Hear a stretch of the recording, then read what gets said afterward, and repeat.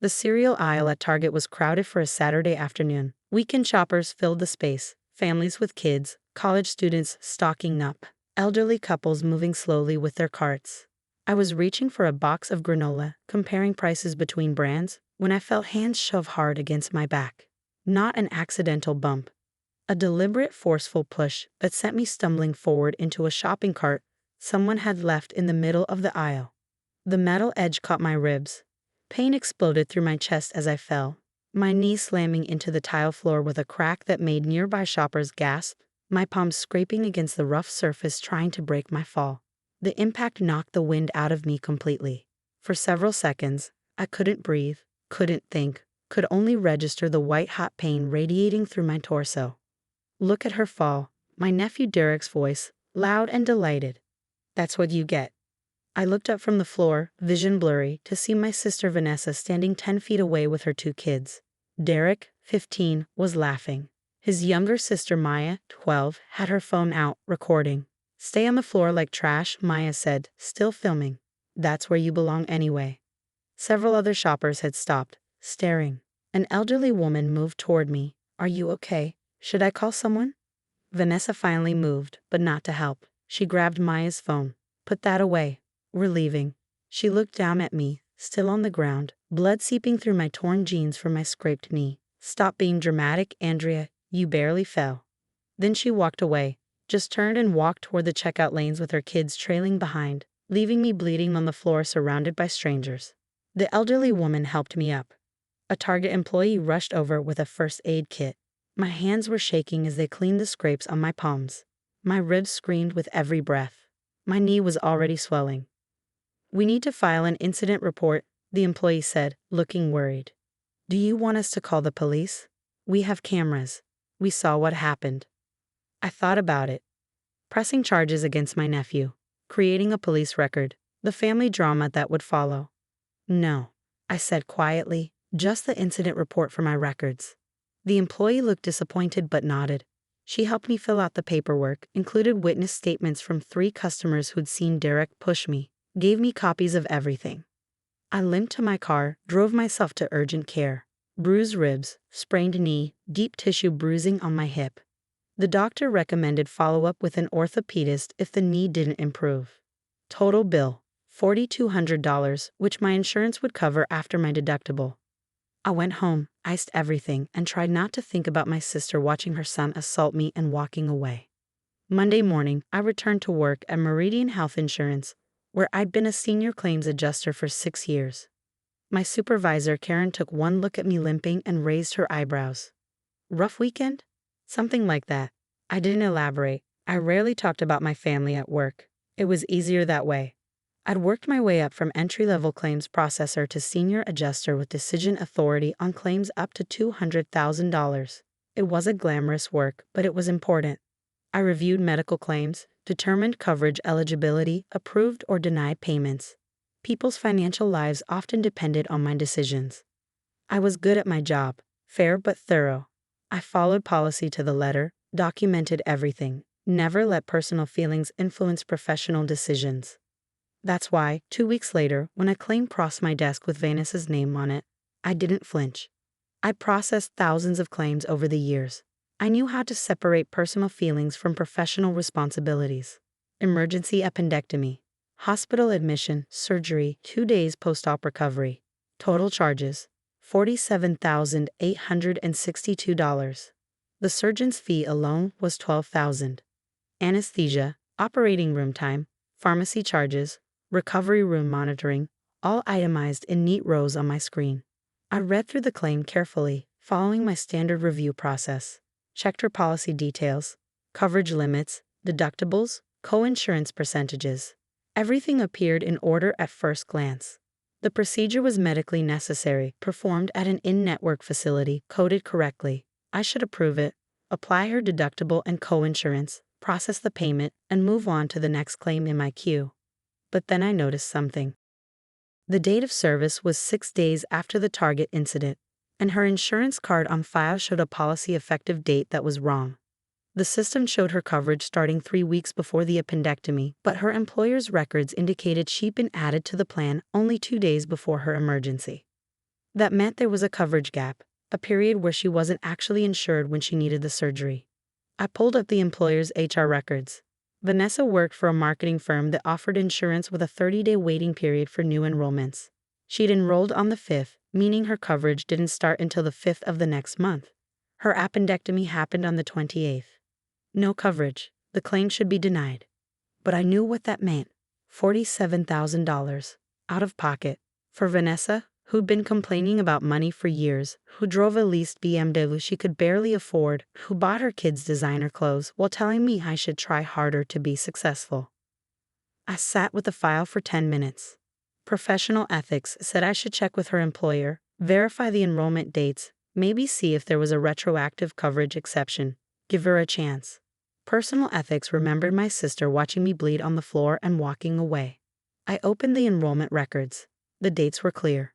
She had waited too long to enroll, missed the deadline, tried to add herself after finding out she needed surgery. Classic insurance fraud attempt, honestly, though probably not intentional. Just desperation and bad timing. I documented everything.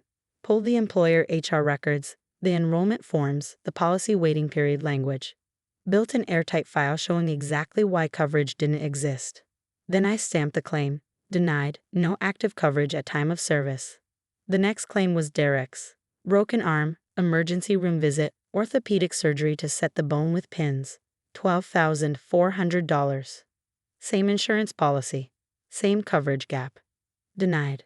Maya's claim came through 3 days later. Wisdom teeth extraction, surgical removal of all 4 impacted teeth. $8,900. Denied. I processed each one according to policy, documented my reasoning, and moved them through the system. By the end of the week, Vanessa's family was facing $69,000 in medical debt. Karen stopped by my desk on Friday afternoon. "Hey, Andrea, I need you to handle a member complaint." Escalated to supervisor review. She handed me a file. Vanessa's name on top. Member claims her family's insurance claims were wrongly denied. Says there must be a mistake. She's demanding to speak with whoever processed them. Karen looked at me. "That was you, right?" "Yes." Claims were processed according to policy. No coverage existed at time of service due to enrollment timing. Member says she enrolled months ago. Member's employer records show she enrolled on June 5th. Policy has a 30-day waiting period. Her emergency surgery was June 28th. No coverage existed. I pulled up the documentation on my screen. Everything's here. Employer verification, policy language, enrollment forms with her signature. Karen reviewed the file, nodding slowly. "This is solid work. Good catch on the enrollment dates. A less thorough adjuster might have missed it. Just doing my job." Member is pretty upset. Left 3 voicemails demanding to talk to you personally. Should I have complaints handle it? I thought about Vanessa's voice on those messages. Probably angry. Probably demanding. Probably not used to being told no. "I'll handle it," I said. "If she calls again, transfer her to me." The call came Monday morning. "This is Andrea speaking. How can I help you?" "Andrea?" Vanessa's voice, sharp with disbelief. "What are you doing answering the phone at the insurance company?" "I work here. I'm a senior claims adjuster." Silence. Long, thick silence. "You work there?" "Yes, for 6 years." "You told Mom you worked in an office. You said you did paperwork." "I do paperwork. Medical claims paperwork. I process and adjudicate insurance claims." More silence. I could hear her breathing, putting pieces together. Did you process my claims?" "I process approximately 40 to 60 claims per day. If your claims came to my desk, then yes, I processed them." "They were denied. All of them." $69,000, Andrea. We can't afford that. There has to be a mistake." "There's no mistake. Your coverage didn't exist at the time of service. You enrolled after the policy waiting period cutoff." "That's impossible. I enrolled months ago." "Your employer's HR records show enrollment on June 5th with a policy effective date of July 5th. Your medical services occurred between June 28th and July 2nd. No coverage existed." "But I thought, they said." Her voice cracked slightly. "Andrea, I need this coverage. We need it. Derek's surgery alone was $12,000. I can't pay that. You should review your enrollment paperwork and contact your employer's benefits coordinator to discuss timing and options." "Options? What options?" "The bills are already here. The hospital is demanding payment. I kept my voice steady, professional. You can request payment plans from your providers. Many hospitals offer financial assistance programs for patients without insurance coverage. Andrea. Her tone changed, became the older sister voice she used when she wanted something. The voice that used to convince me to do her homework, cover for her with our parents, lend her money she never repaid. Come on, you can fix this. You work there. You have access. Just approve the claims. Nobody will know. I can't approve claims for coverage that doesn't exist. That would be insurance fraud. You're doing this because of what happened at Target, because Derek pushed you. You're getting revenge. I'm doing this because it's my job to verify coverage and process claims according to policy. Every claim gets the same level of scrutiny regardless of who submitted it. My kids pushed you. It was an accident. Kids being stupid. You're being petty and vindictive over an accident. The incident report from Target indicates it was witnessed by multiple customers and captured on store cameras. The report describes a deliberate assault, not an accident. You kept the report? Of course I kept it. It's documentation of an injury that required medical treatment. So you are using it against us. You're denying our claims because you're mad. I'm denying your claims because you didn't have coverage when you received medical services. The Target incident is irrelevant to coverage determination. Then why did you mention it? You mentioned it first. I'm simply correcting your characterization of the event. I could hear her breathing getting faster, anger building. I want to talk to your supervisor. I'll transfer you to Karen Williams, claims supervisor. Please note that she's already reviewed these denials and confirmed they were processed correctly. Andrea, wait, please. We're family. Family doesn't walk away when their sister is bleeding on the floor. I said I was sorry about that. No, you didn't. You called me dramatic and left. I'm saying it now. I'm sorry, okay? I'm sorry. Now please, just help us. Help your nephew. He's 15. He can't have medical debt at 15. Derek is listed on your insurance policy. His claims will be denied for the same reason as yours. No active coverage. If you're concerned about his financial future, you should have enrolled in your employer's insurance plan during the proper enrollment period. You're really going to do this? You're really going to let us drown in debt? I'm going to process claims according to policy and documentation. What you do with that information is your decision. She was quiet for a long moment. You've changed. No, I haven't. You just never bothered to know who I was. I transferred her to Karen and went back to my queue. 43 claims waiting. Real people with real problems needing real solutions. That afternoon, my phone showed 17 missed calls from Vanessa. 8 text messages ranging from apologies to threats to desperate pleas. 3 voicemails from my mother demanding I explain why I was destroying Vanessa's life. I blocked their numbers and kept working. Karen stopped by again before she left for the day. The member filed a formal appeal. It'll go to the appeals committee next week. The denial will stand. Documentation is clear. I know. I'd already told her that. Karen studied me. She mentioned you're related. She's my sister. Does that create a conflict of interest for you? No. I processed her claims the same way I process every claim, according to policy with complete documentation.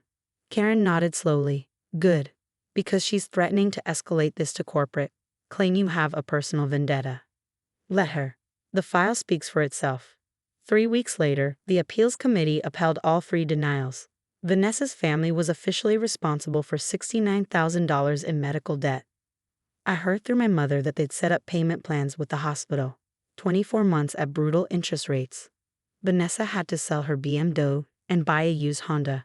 Derek was working part-time after school to help. Maya lost her iPhone. My mother called me cruel, said I should have helped, said family takes care of family. I didn't argue.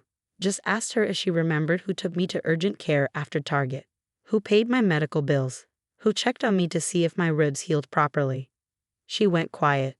That's what I thought, I said, and ended the call. 6 months later, I got promoted to claims manager. Bigger office, more authority, team of 12 adjusters reporting to me. I trained them all the same way. Process every claim fairly, follow policy exactly, document everything. Never let personal feelings cloud professional judgment. One of my adjusters asked me once why I was so strict about documentation. I thought about Derek's hands on my back, the tile floor, Vanessa walking away. Because falls have consequences, I said. And someone needs to make sure they're documented.